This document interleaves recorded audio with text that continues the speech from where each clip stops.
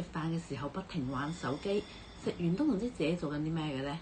呢一種對自己無知無覺嘅習慣，長期落去會令身心出現問題都唔知，等到要睇醫生嘅時候就可能太遲啦。咁點樣可以增強自己對自己嘅覺察呢？大家好，又係我 Frankie 喺心照減壓站同大家分享靜觀減壓嘅小貼士啦。今個星期係精神健康關注週，希望提高大家對自己身心健康嘅關注嘅。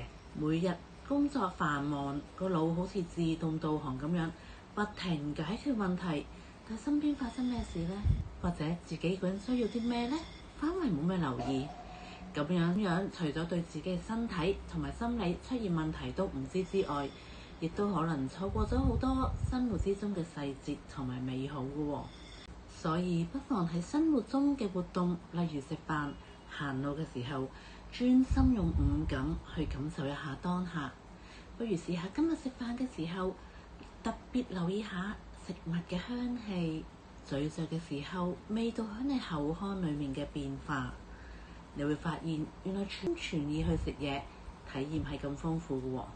由細微嘅覺察開始，慢慢就可以建立對自己嘅了解啦。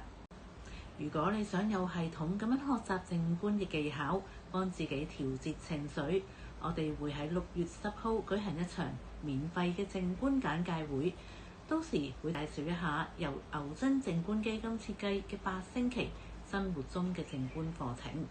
而家仲有早鳥優惠添，只要喺5月21號之前報名就可以減200蚊啦。想報名或者查詢，可以去我哋嘅網站，或者直接 WhatsApp 我哋94613944。